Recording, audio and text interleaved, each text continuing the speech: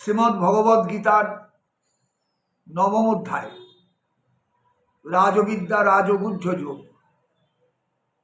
আলোচনা আমাদের শুরু হয়েছিলেন ইতিপূর্বেই। যারা শুনছেন তারা গতকাল গীতার আলোচনা, শ্রীমদ্ ভগবদ গীতার আলোচনা পাননি। কষ্ট হয়েছে অনেকের জানি, দুঃখ পেয়েছেন অনেকে তাও জানি, কিছু করার ছিল না। আজকে আমি আবার আপনাদের সম্মুখীন হয়েছি এই রাজবিদ্যা রাজগুহ্য যুগের আলোচনায়। শ্রীমদ্ ভগবদ গীতার এই হলো ভক্তিযোগের অধ্যায়। ভক্তিযোগ রাজবিদ্যা, ভক্তিযোগ রাজগুহ্য। রাজবিদ্যা মানে বিদ্যার মধ্যে শ্রেষ্ঠ এই অর্থে, আর রাজগুহ্য মানে সমস্ত গুহ্য তত্ত্বের মধ্যে, গুহ্য ভাবনার মধ্যে ভক্তি হলেন শ্রেষ্ঠা। রাজ কথাটা শ্রেষ্ঠ অর্থে ব্যবহৃত। সেই যুগে এসে ভগবান অর্জুনের কাছে কোনো প্রশ্নের আর অপেক্ষায় ছিলেন না, রইলেন না। সোজাসুজি বলতে আরম্ভ করলেন অষ্টম অধ্যায়ের অক্ষর ব্রহ্মযোগের আলোচনার পর। অক্ষর ব্রহ্মযোগের আলোচনা একটা বিরাট আলোচনা। সেই বিরাট আলোচনা আমি আপনাদের কাছে রাখবার চেষ্টা করেছি। সব শেষের শ্লোকে 28 নম্বর শ্লোকে ভগবান বলে এসেছেন, যদিও আগে বলেছি তবু আবার শোনাই। বেদেষু যজ্ঞেষু তপসু চৈব দানেষু যৎ পুণ্যফলং প্রদিষ্টম অত্যেতি তৎ সর্বমিদং বিদিত্তা যোগী পরং স্থানম উপৈতি চাদ্যম। বেদে, যজ্ঞে, তপস্যায়, দানে যে পুণ্যফলের কথা শাস্ত্রে বলা হয়েছে, এই করলে এই হয়, এই করলে এই হয়, এই করলে এই হয়, তৎ সর্বমিদং বিদিত্তা সব কিছু জেনে এই অক্ষর ব্রহ্মযোগের আলোচনায় যিনি সত্যিকারের প্রবিষ্ট হন, তত্ত্বেতি তৎ সর্বমিদং বিদিত্তা, এই সব কিছুর পুণ্যফলকে অতিক্রম করে এই সাধক, এই অক্ষর ব্রহ্মযোগের সাধক, অক্ষর ব্রহ্মের সাধক, সেই যোগী, সেই পরম যোগী আদ্যম স্থানম উপৈতি, পরম আদ্যম স্থানম উপৈতি, শ্রেষ্ঠ যে স্থান, যার পরে আর কিছু নেই, অবশ্যই তিনি সেই জায়গায় গিয়ে পৌঁছন। সাধকের প্রকৃত প্রাপ্তি হয়, প্রকৃত পরিণতি লাভ করে তার জীবনের সাধনা এই অক্ষর ব্রহ্মের সাধনায়, অক্ষর ব্রহ্মযোগের সাধনা। যারা শুনেছেন, যারা অনুভব করেছেন, আশা করি তারা উপলব্ধি করতে পারবেন যে এই যোগের আলোচনা বা এই অষ্টম অধ্যায়ের আলোচনা মানুষের কাছে কতটা মূল্যবান, কতটা প্রয়োজনীয়। যোগী এবং যোগযুক্ত শব্দে এখানে কি বোঝাচ্ছে, কোন যোগ বোঝাচ্ছে? জ্ঞানযোগ, নিষ্কাম কর্মযোগ, ভক্তিযোগ না অষ্টাঙ্গ যোগ? কি বোঝাচ্ছে? পরিষ্কার বুঝবেন সবাই, উপলব্ধি করবেন সবাই। যিনি যে পথের পথিক তিনি সেটাকেই নেবেন তার আসল যোগ হিসাবে। যোগী মদ ভক্তিমান, এটা হতে পারে আমার প্রতি ভক্তি যাদের, তিনিই যোগী। কর্মযোগী, কর্মযোগে যিনি যুক্ত হয়ে আছেন, তার সঙ্গে কর্মযোগ যুক্ত যিনি, সগুণ ব্রহ্মধ্যান পরায়ণ, এও হতে পারেন সেই যোগী। গীতার যোগ বস্তুত মূলত জ্ঞান কর্ম ভক্তি মিশ্র বিশিষ্ট, জ্ঞান কর্ম ভক্তি ভক্তি মিশ্র যোগ বা ভক্তি মিশ্র বিশিষ্ট যোগ, একটা আলাদা যোগ। এবং এইখানে এই কথাটাই অভিপ্রেত। এই যোগীর জ্ঞান কর্ম এবং ভক্তির একটা সমন্বয় ঘটে যায় অন্তরে। তিনি জ্ঞানকেও গুরুত্ব দেন, তিনি কর্মকেও গুরুত্ব দেন, তিনি ভক্তিকে সবচেয়ে গুরুত্ব দিয়ে ভক্তিমান সাধক রূপে জগতে পরিচিতি লাভ করেন। এই কথাই কিন্তু শেষ শ্লোক দিয়ে ভগবান বুঝিয়ে দিলেন যে বেদেষু যজ্ঞেষু তপসু চৈব দানেষু যৎ পুণ্যফলং প্রদিষ্টম অত্যেতি তৎ সর্বমিদং বিদিত্তা। সব কিছু জেনে এই যোগী, এই সাধক, এই মহাসাধক তিনি আদ্যম স্থানম উপৈতি, তিনি আদ্য স্থান, শ্রেষ্ঠ স্থান তিনি লাভ করেন, অর্জন করেন। অধ্যায় শেষ হলেন। আশা করি যারা শুনছেন বা শুনলেন এই তত্ত্ব জেনে, কথাটাকে একটুখানি ভালো করে জেনে নিন। এই তত্ত্ব জেনে মানে কাম্য কর্মাদির দ্বারা স্বর্গলাভ হলেও পুনরায় সংসার প্রাপ্তি অনিবার্য, এই জেনে স্বর্গাদি ফলভোগ তুচ্ছ করে যিনি থাকেন, যোগযুক্ত হয়ে তিনি পরম পুরুষকে প্রাপ্ত হন। কারণ কাম্যকর্ম মানুষকে কোনোদিনই প্রকৃত যোগীর স্থান দিতে পারে না, সে আবার এই সংসারে টেনে নিয়ে আসবে আমাদের সকলকে। তাদের মানুষকে সবসময় ভাবতে হয় অক্ষর ব্রহ্মযোগের সাধনায় আমাকে বেরিয়ে যেতে হবে, আমাকে এই সংসার থেকে একেবারে বেরিয়ে যেতে হবে। আসল জায়গাটা আমাকে জানতে হবে, বুঝতে হবে এবং পেতে হবে। অধ্যায় শেষ হলেন। ভগবান অর্জুনের কাছে কোনো দ্বিধা দ্বন্দ্ব না রেখে, অর্জুনের দিকে তাকিয়ে তার প্রশ্ন আসুক এই অপেক্ষায় না থেকে তিনি শুরু করলেন রাজবিদ্যা রাজগুহ্য যোগের আলোচনা। শ্রী ভগবান উবাচ, আমি আরম্ভ আগেও করেছি, আবার আজকে করছি, কারণ গতকাল বাদ গিয়েছেন শ্রীমদ্ ভগবদ গীতার আলোচনা, তাই আবার আপনাদের সামনে আমি আসছি আলোচনা সূচনা থেকে, মানে অধ্যায়ের সূচনা থেকে। ইদন্তুতে গুহ্যতম প্রবক্ষাম মনসূয়বে জ্ঞানম বিজ্ঞান সহিতম যজ্ঞাত্তা মোক্ষসে অশুভাব। আমি আবার তোমাকে সেই গুহ্যতম জ্ঞানের আলোচনা, বিজ্ঞানের সঙ্গে যে জ্ঞানের আলোচনা, সেই আলোচনা তোমার কাছে রাখছি। যেহেতু তুমি অনসূয়, তুমি গুণেতে দোষাবিষ্কার করো না, তোমার চরিত্রের একটা বিশেষ গুণ আছে, আমি তোমায় তাই ভালোবাসি অর্জুন। যা জানলে অশুভাব মোক্ষসে, তুমি যা জানলে অশুভের হাত থেকে বেঁচে যাবে। অশুভ মানে এই মুহূর্তে তোমার মধ্যে যে দ্বিধা দ্বন্দ্ব সৃষ্টি হয়েছে, যুদ্ধ করব না অথবা যুদ্ধ করব, এই করব কি করব না, এতে আমার পাপ হবে অথবা পাপ হবে না, একটা দোলাদল চিত্ত, তুমি দোদুল্যমান অবস্থা তোমার, এই অশুভের হাত থেকে তুমি বাঁচতে পারবে। জীবনে মানুষকে সবসময় একটা স্থির সিদ্ধান্ত নিতে হয়। এই স্থির সিদ্ধান্ত যদি না নিতে পারা যায়, তাহলে কিন্তু মানুষ সত্যি বিপদে পড়ে যায়। বিপদ তার স্বাভাবিক, অবশ্যম্ভাবী। রাজবিদ্যা রাজগুহ্যম পবিত্র মিদমুত্তম। এইবার যে যোগের উপদেশ তোমায় আমি দিতে যাচ্ছি, সেই যোগের উপদেশ হলো রাজবিদ্যা রাজগুহ্য যোগের আলোচনা। সেই যোগের কথা উল্লেখ করলেন ভগবান। যেহেতু নামকরণ আছে রাজবিদ্যা রাজগুহ্য যোগ, তাই দ্বিতীয় শ্লোকে পরিষ্কার ভাষায় গোবিন্দ বললেন রাজবিদ্যা রাজগুহ্যম পবিত্র মিদমুত্তম। এই রাজবিদ্যা রাজগুহ্য যোগ পবিত্র এবং উত্তম। পবিত্র কেন? এই যোগের অনুশীলন করলে মানুষ পবিত্র হয়, সমস্ত রকম গ্লানির হাত থেকে সে বাঁচে, কালুষ্যের হাত থেকে বাঁচে, তার যত রকমের কলুষতা ছিল জীবনে সব কলুষতা দূরীভূত হয়, এবং এটা উত্তম, সর্বশ্রেষ্ঠ। প্রত্যক্ষাবগমম, এই যোগ প্রত্যক্ষ বোধগম্য। তুমি যেমন যেমন এগুবে তেমন তেমন ফল পাবে।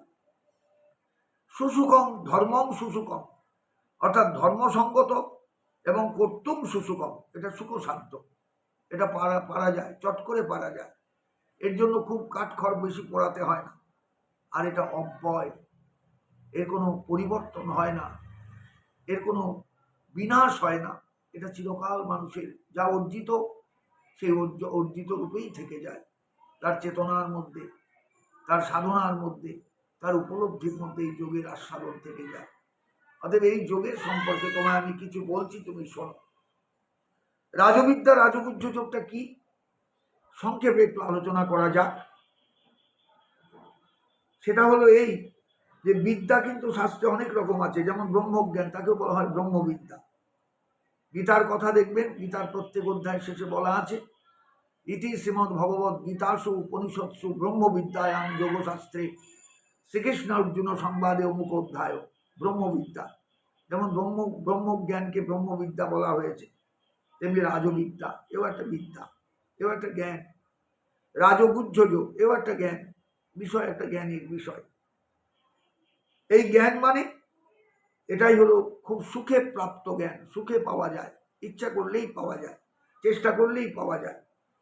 অর্থাৎ মোদ্দা কথা হলো রাজবিদ্যা শব্দের অর্থই হলো সাধন প্রণালী একটা, এবং সাধন প্রণালী রূপে একে গ্রহণ করতে হয় আমাদের সকলকে। সেই সাধন প্রণালীটা কি, একটু একটু আলোচনায় যাই। আমি আমার কথা বলছি না, লোকমান্য তিলকের কথা একটু আপনাদের শোনাই। তিলক বলছেন যে অব্যক্ত ব্রহ্মের জ্ঞানকে লক্ষ্য করে এই বর্ণনা করা হয়েছে তা কিন্তু নয়। রাজবিদ্যা শব্দে এখানে ভক্তিমার্গই বিবক্ষিত। ব্যাপারটা কেন ভক্তিমার্গ কেন?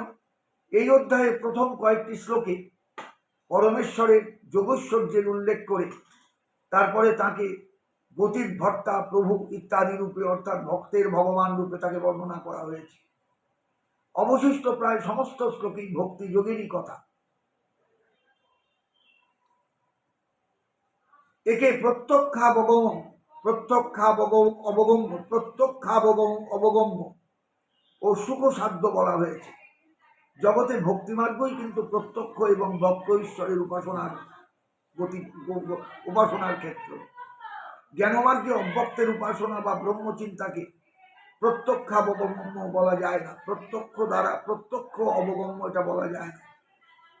এই যে অধিকতর ক্লেশজনক এবং ভক্তিমার্গই যে সুখসাধ্য তা আমরা দ্বাদশ অধ্যায়ে পাবো, আগামীতে সম্মুখে পাবো। স্পষ্টই সেখানে বলা হয়েছে যে নির্গুণ ব্রহ্মের উপাসনাটা ক্লেশদায়ক। সগুণ ব্রহ্মের উপাসনা ভক্তির দ্বারা যিনি লভ্য তার উপাসনাটা সুখসাধ্য। সুতরাং সুসুখম কর্তুম এই কথায় ভক্তিমার্গই এখানে বিবক্ষিত, ব্রহ্মবিদ্যা নয়। এটা কিন্তু সুস্পষ্ট। বিদ্যা মাত্রই সেকালে গুহ্য থাকত, সেকালে গুহ্য বলে জ্ঞাত হতো। বিদ্যা যে কোনো বিদ্যাই গুহ্য, গুরুমুখে প্রাপ্ত। গুরুদেব যেমন বলবেন শিষ্য সেটা অনুধাবন করবে, শিষ্য সেটা অনুশীলন করবে, তাতেই তার অগ্রগতি। কেননা অধিকারী শিষ্যগণ ব্যতীত অন্য কাউকে এই উপদেশ দেওয়া হতো না। দূর অতীতে তপবন কেন্দ্রিক যে সভ্যতা, সেই সভ্যতার যুগে ভারতবর্ষে এই সকল গুহ্য বিদ্যার মধ্যে গীতার ভক্তিযোগী শ্রেষ্ঠ। তাই এই বিদ্যাকে রাজগুহ্য বলা হয়েছে। ব্রহ্মবিদ্যা সম্বন্ধে এই অধ্যায়ে এমন কিছু বলা হয়নি যাকে ব্রহ্মবিদ্যা বলবো আমি। রাজবিদ্যা রাজগুহ্য যোগ না বলে ব্রহ্মবিদ্যা বলবো, এখানে ব্রহ্মবিদ্যা সম্পর্কে কিছু বলা হয়নি। ব্রহ্মবিদ্যার উপর আলোচনাটা বিগত অধ্যায়ে আমরা করে এসেছি।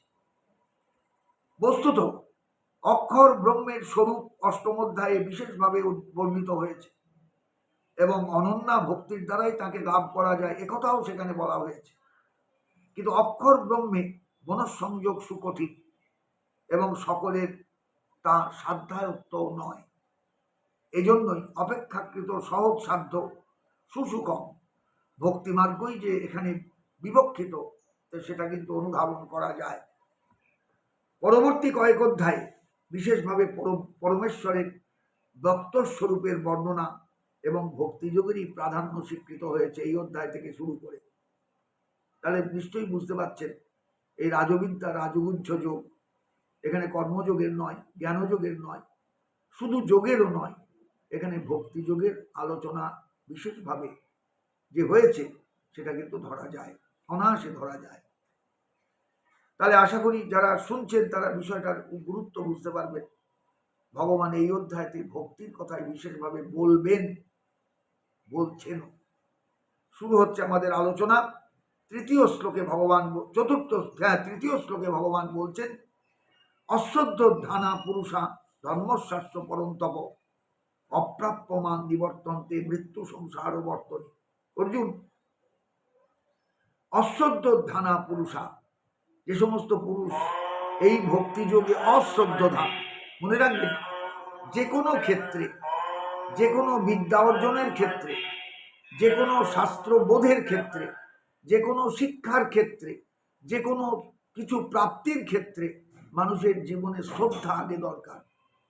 এই বিশ্বাস বা শ্রদ্ধা এটা যদি অন্তরে না থাকে, এটা যদি অন্তরে যদি আগের থেকে না থাকে, তাহলে মানুষ কিচ্ছু লাভ করতে পারে না, কিচ্ছু পায় না, কিছু পাওয়াই তার পক্ষে সম্ভব নয়। অশ্রদ্ধ ধানা পুরুষা, যারা অশ্রদ্ধ ধান পুরুষ, যারা শ্রদ্ধাহীন, ধর্মশাস্ত্র পরন্তপ, তারা এই যে ধর্ম, এই যে ধর্মের কথা রাজবিদ্যা রাজগুহ্য যোগে আমি বলতে যাচ্ছি তোমার কাছে অর্জুন, হে পরন্তপ, হে অর্জুন, এই ধর্মের অনুভব পেতে গেলে আগে শ্রদ্ধা চাই। যার শ্রদ্ধা নেই সে কি করবে? অপ্রাপ্যমা নিবর্তন্তে মৃত্যু সংসার বর্তনে, তারা আমাকে লাভ করতে পারবে না, যেহেতু তার শ্রদ্ধার অভাব। পরিণতি কি হবে?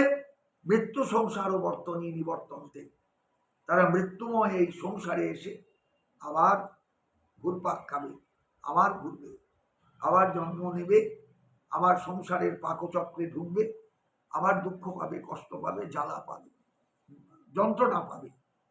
ময়া ততমিদং সর্বং জগদব্যক্ত মূর্তিনা মৎস্থানী সর্বভূতানি ন চাহ তেস্বস্থিত। আলোচনা আগেও করেছি, আবার বলতে বলতে যাচ্ছি, কারণ আমি জানি যে মানুষেরা এই গীতাকে শ্রদ্ধাপূর্বক শ্রবণ করছেন তারা গীতার এই সহজ আলোচনার সঙ্গে পরিচিত নন। আমি কেবল সাধারণ মানুষের কাছে প্রাঞ্জল রূপে গীতাকে একটু তুলে ধরতে চাই, যাতে গীতার সম্পর্কে যেটা ভীতি, সেই ভীতিটা দূর হয়। আপনারা সবাই বুঝতে পারছেন আজকের যে দুনিয়ায় আমরা এসে দাঁড়িয়েছি, যে সংসার পথে আমরা চলছি, এই সংসারটা বড় জটিল, জীবনযাত্রা বড় জটিলতাময়। কেউ কাউকে আমরা বিশ্বাস করতে পারি না। পরিবারের দিকে তাকিয়ে দেখবেন পরিবারের একজন আর একজনকে সন্দেহের চোখে দেখে। এই যে আমাদের বর্তমান জীবনযাপন প্রণালী, এটা কিন্তু দুর্বিষহ আমাদের কাছে। সংসার বিষাক্ত হয়ে উঠছে ক্রমশ।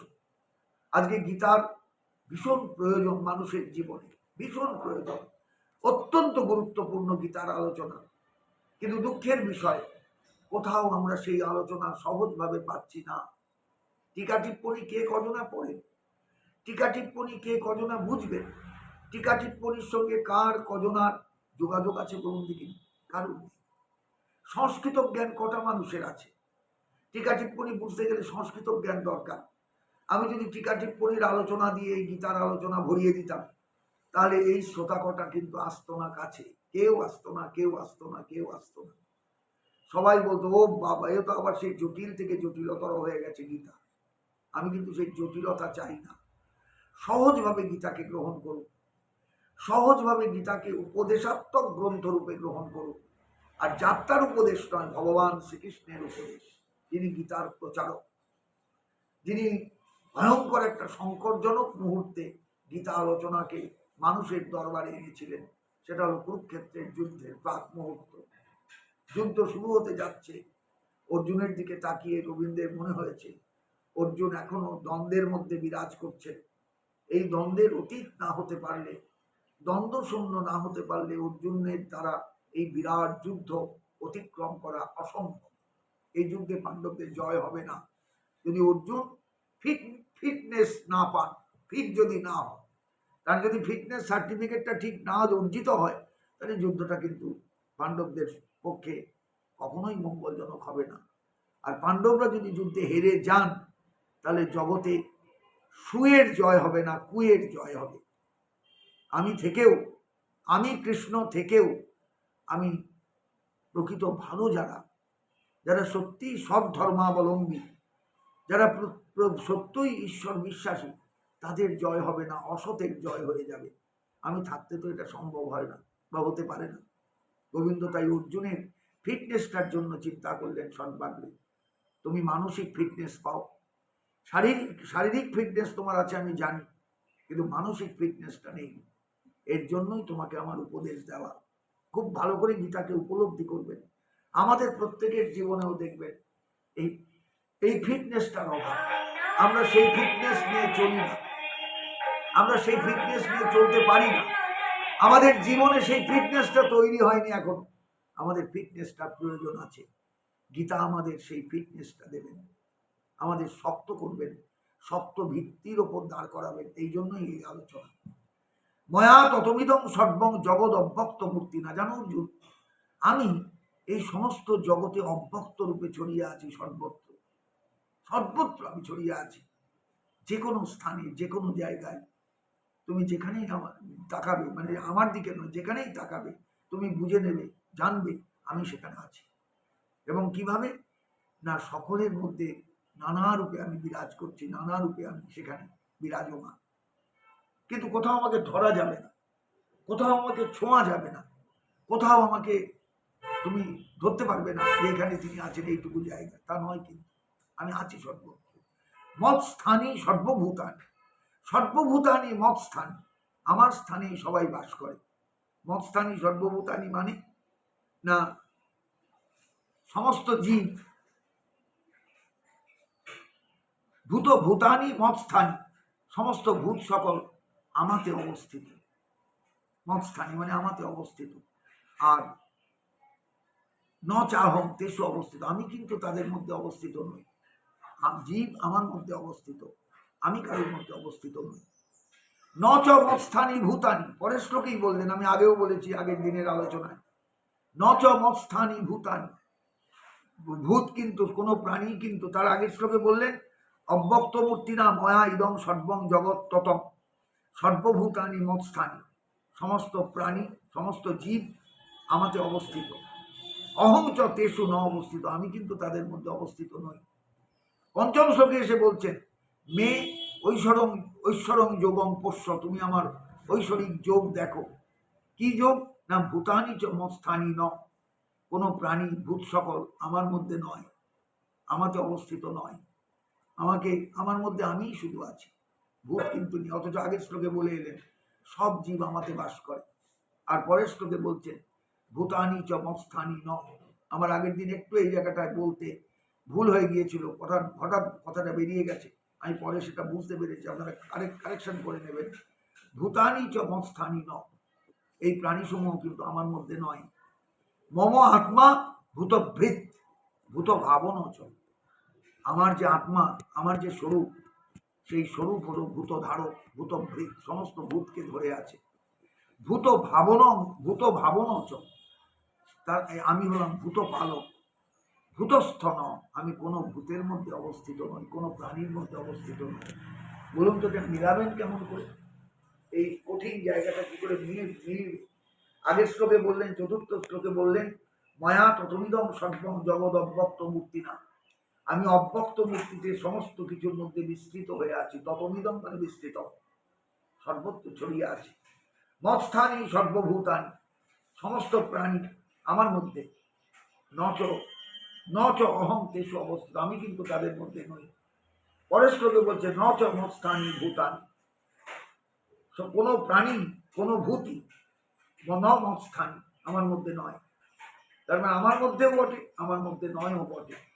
এটাই আমার যোগৈশ্বর্য। পশ্চিমে যোগমুৎসর, আমার যোগৈশ্বর্য সম্পর্কে উদ্যোগ তোমার কোনো ধারণা নেই।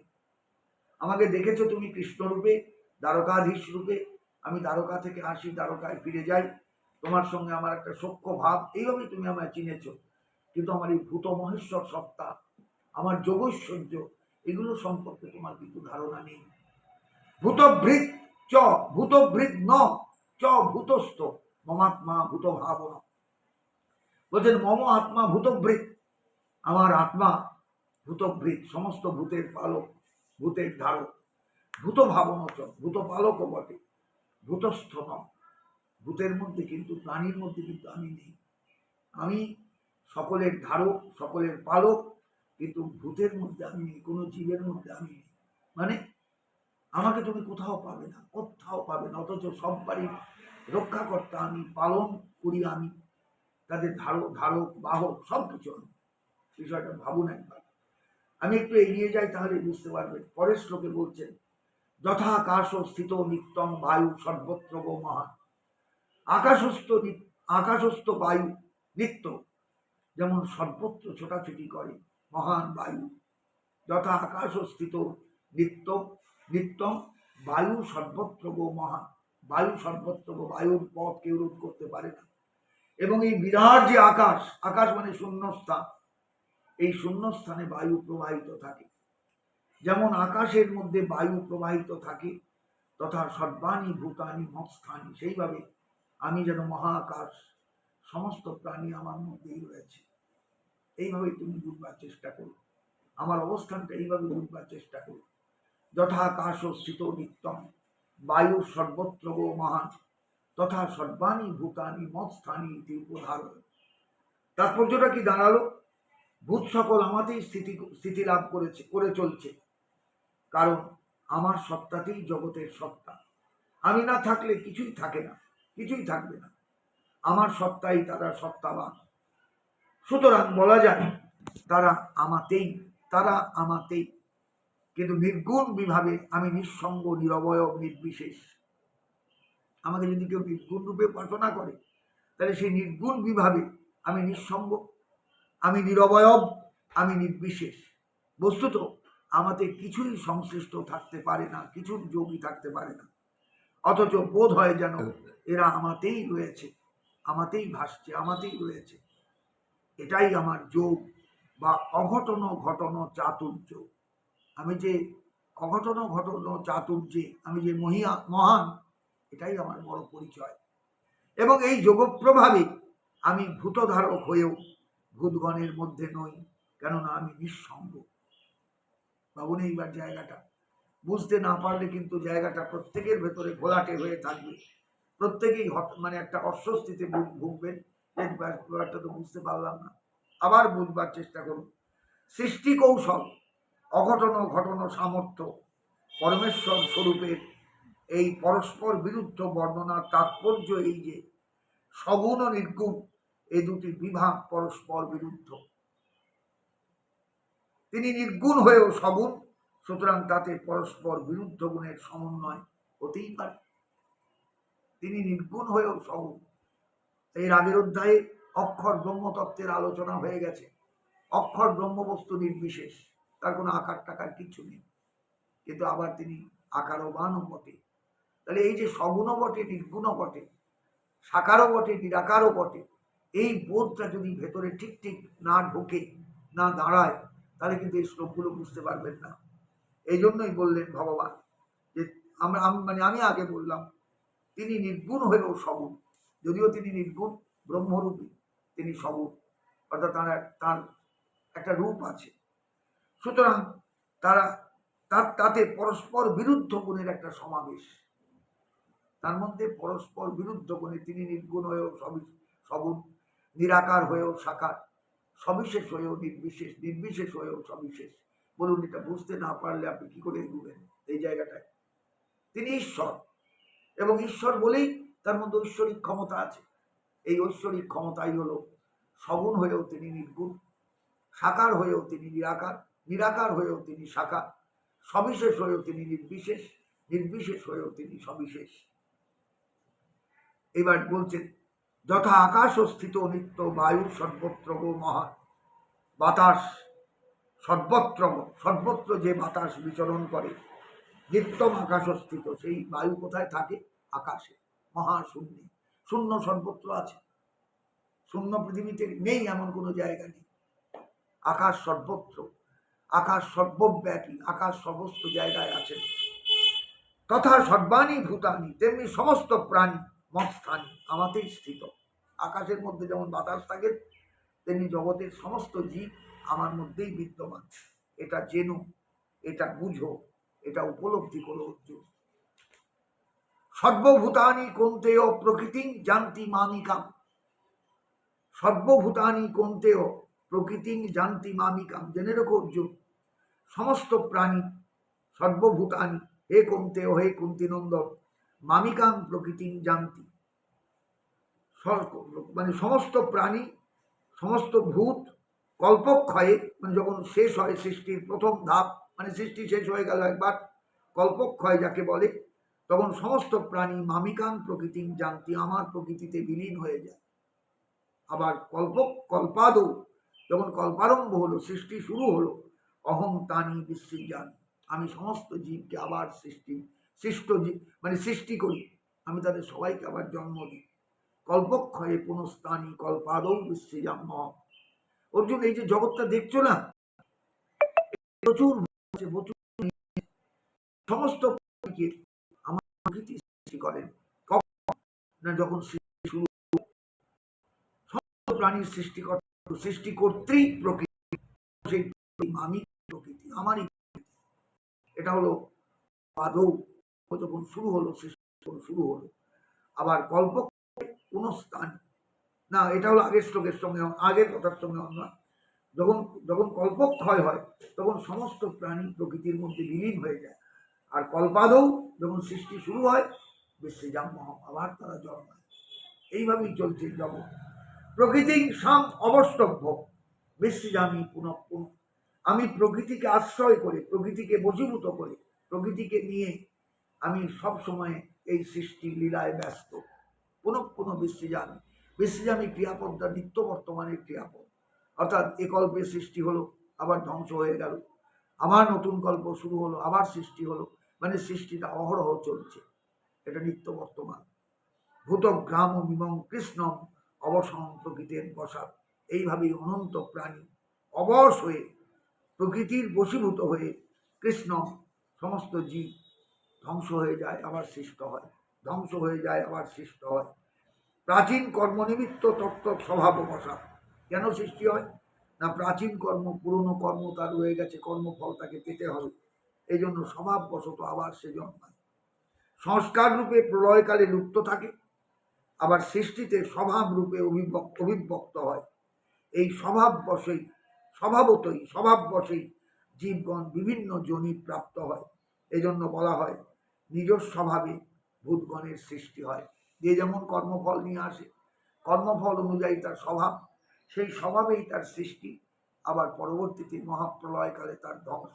এইভাবেই জগৎটা চলছে।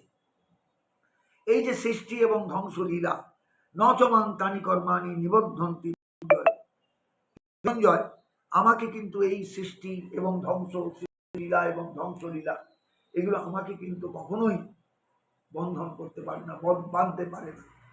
উদাসীন বদাসীন অসত্যম তেষু কর্মসু। আমি এই প্রকৃতির যে ক্রিয়া, প্রকৃতির যে লীলা, সৃষ্টি ধ্বংস, সৃষ্টি ধ্বংস, সৃষ্টি ধ্বংস, এতে আমি উদাসীন, আমি উদাসীন। মহাকালীর পায়ের তলায় মহাদেবকে দেখেছেন? এই হলো উদাসীন সেই পুরুষ, যিনি সৃষ্টি করেন, ধ্বংস করেন, সব করেন তার প্রকৃতির দ্বারা। তিনি কিন্তু উদাসীন, প্রকৃতির পায়ের তলায় পড়ে আছে। বাঙালির যে কালী পূজা, যা সারা পৃথিবীতে বিখ্যাত, বাঙালি মানেই কালী পুজো, কিন্তু কালী মূর্তির যে চিন্তা একদিন বাঙালি করেছিল, কৃষ্ণানন্দ আগমবাগী যে মূর্তির প্রতিষ্ঠা দিয়েছিলেন, আজও যে কৃষ্ণানন্দ আগমবাগী সে মূর্তি নবদ্বীপে পূজিতা হন, তার পায়ের তলায় মহাদেব। এই মহাদেব কে? আমি। গীতার সেই পুরুষ, তিনি নিজেই বলছেন রাজবিদ্যা রাজগুচ্ছ যুগে, রাজগুঞ্জ যোগে তার অবস্থান। প্রকৃতি সবকিছু করে, আমি প্রকৃতিকে আশ্রয় করে, প্রকৃতিকে বশীভূত করে এই সৃষ্টিকার্যে যেমন আমি কল্পাদৌ, তেমনি কল্পক্ষয়ে আমি সব ধ্বংস করি, আবার নূতন সৃষ্টি হয়। কিন্তু এই প্রকৃতির সঙ্গে আমার সেই কোনো যোগ নেই। এই প্রকৃতি তো গুণময়, আমি তো নির্গুণ। অতএব নচমাং তানি কর্মাণি নিবদ্ধন্তি ধনঞ্জয়। হে ধনঞ্জয়, আমাকে এই সৃষ্টি এবং ধ্বংসলীলা আমাকে কোনোটাই স্পর্শ করে না। উদাসীন বদাসীন অসত্যম তেষু কর্মসু। তাই প্রকৃতির কর্মে আমি উদাসীন, প্রকৃতির সৃষ্টি লীলায়, প্রকৃতির ধ্বংসলীলায় আমি কিন্তু থাকি না। এই উদাসীন পুরুষের রূপটি হলো মহাকালী পায়ের তলায় মহাদেবের মূর্তি। লক্ষ্য করে দেখবেন, এই মহাদেবের পূজা কিন্তু কালী পূজায় হয় না, মহাকালের পূজা। তাহলে এই পুরুষের অবস্থান মানে ওই নিষ্ক্রিয় পুরুষ, সাংখ্য দর্শনের পুরুষ, সেই পুরুষ যার জন্য সবকিছু হচ্ছে, যে প্রকৃতি তারই অধীন, যে প্রকৃতির মাধ্যমে তিনি সৃষ্টিকার্যে এবং ধ্বংসকার্যে লিপ্ত মানে যুক্ত হচ্ছে, সেই পুরুষ কিন্তু একদম নিষ্ক্রিয়, উদাসীন বদাসীন। আমি উদাসীন, আমি উদাসীন, আমি উদাসীন। অসক্তম তেষু কর্মসু। সেই যে কর্মগুলো প্রকৃতি যা করে, সৃষ্টি ধ্বংস, সবকিছুতে আমি অসক্ত, আমি অনাসক্ত। কিন্তু প্রকৃতি যিনি চালাচ্ছেন এই জগৎটাকে, ধ্বংসলীলা সৃষ্টিলীলা, ভয়াধ্যক্ষেন প্রকৃতি সুয়তে সচরাচরম হেতু নানেন কুন্তেয় জগৎ বিপরিবর্ততে। আমি অধ্যক্ষ, পেছনে আছি, অধ্যক্ষেন ময়া, অধিষ্ঠাতা আমি। প্রকৃতি সচরাচরম জগৎ সুয়তে, প্রকৃতি কিন্তু এই সচরাচর যে জগতের মধ্যে, যে সৃষ্টির মধ্যে স্থাবর আছে, জঙ্গম আছে, সেই জগৎকে প্রকৃতি প্রসব করে। যে নারী সর্বদা প্রসব করে, তার কাপড় পরার কোনো সুযোগ থাকে না। তাই আমাদের কালী উলঙ্গ। বুঝতে পারছেন কেন উলঙ্গ? মাতৃরূপে উলঙ্গ, তার তাৎপর্যটা কি?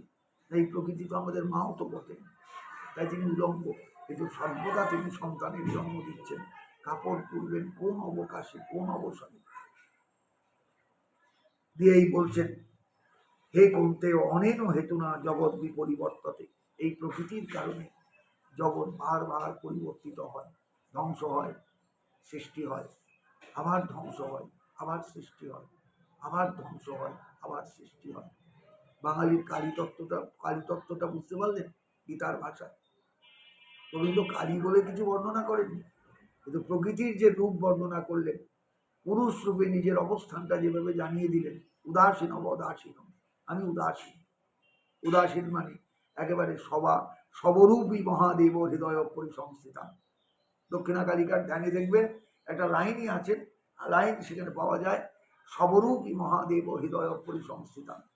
সবরূপী মহাদেব, তার বুকের ওপর তিনি দাঁড়িয়ে আছেন। এই সবরূপী মহাদেব দেবটি হলেন গীতার ভাষায় উদাসীন ভগবান, উদাসীন ঈশ্বর, উদাসীন গোবিন্দ। বুঝতে পারছেন? বিষয়টা সবারই চট করে মাথায় ঢুকবে না, উপলব্ধিতে আসবে না যে গীতার মধ্যে কালীতত্ত্ব। আমি কিন্তু উপলব্ধি করেছি অনেক দিন আগে যে গীতার মধ্যে ভগবান কালীতত্ত্বের স্বরূপ পরিচয় দিয়েছে। আমরা কিন্তু দ্বন্দ্ব সৃষ্টি করি সমাজে শক্তিবাদ বৈষ্ণববাদকে নিয়ে, কিন্তু কোথায় দ্বন্দ্ব? দ্বন্দ্ব তো কোথাও নেই, কোথাও তো কোনো ঝগড়ার কিছু নেই, দ্বন্দ্বের কিছু নেই। ব্যাপারটা বুঝবেন। ভারতবর্ষের শক্তি উপাসনার দিকে তাকাবেন, বাঙালির শক্তি সাধনার দিকে তাকাবেন, বড় বড় শাক্ত সাধকের জীবনের দিকে তাকাবেন, তাদের মধ্যে কোনো বিরোধ কখনো দেখা যায়। কালী কৃষ্ণকে তারা এক রূপে দেখেছেন, কালী কৃষ্ণকে এক রূপে ভেবেছেন। স্বয়ং রূপ গোস্বামীপাদ তার নাটক বিদগ্ধ মাধব নাটকে কৃষ্ণ কালীর বর্ণনা দিয়েছেন, কৃষ্ণ কালী হয়ে গিয়েছেন।